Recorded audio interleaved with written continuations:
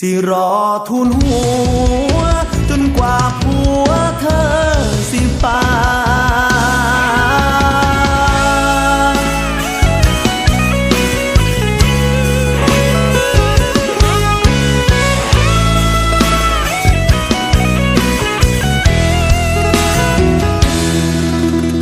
อ้ายนี่แอบหาเจ้ามาโดนแล้วนางแอบมองตั้งแต่เอวบางบ่ทันมีผัวสิหลับตานอนมือใดยังคิดเสียได้ทุนหั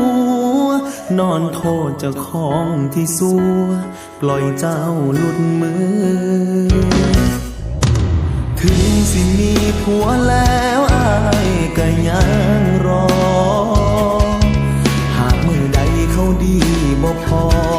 อ้ายรออยู่เด้อมือใด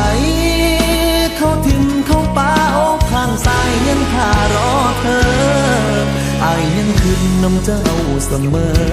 ถึงมีผัวแล้วสิรอทูลหัวจนกว่าผัวเธอสิปายอมให้คนสาวาสนาแค่มาคอยเฝ้า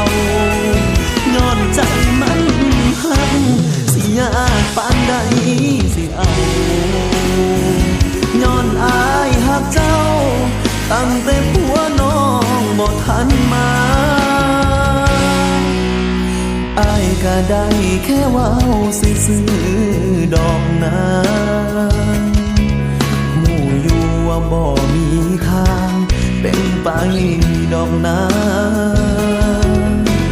ผัวของเธอคงสิห่วงคงบ่ยอมปล่อยมือออกมา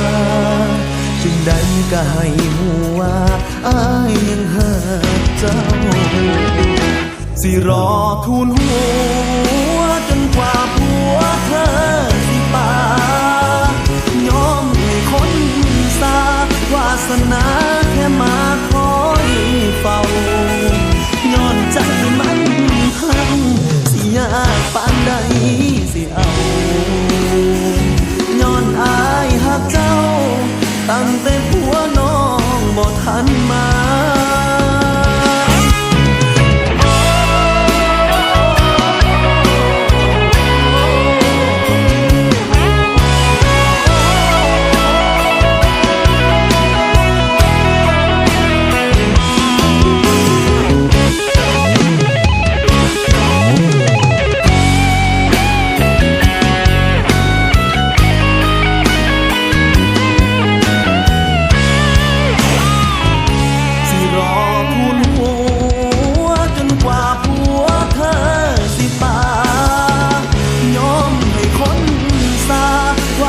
นาแค่มาคอย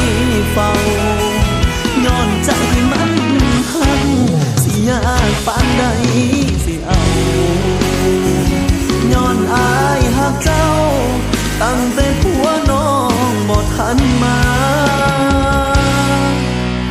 อ้ายก็ได้แค่ว้าวซื่อๆดอกนา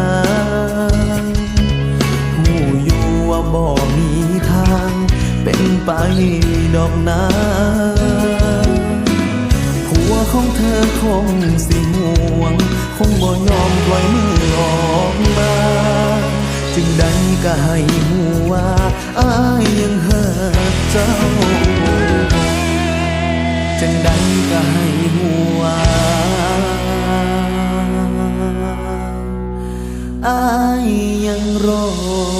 เจ้าคือเก่าเด้อล่ะเอ้ย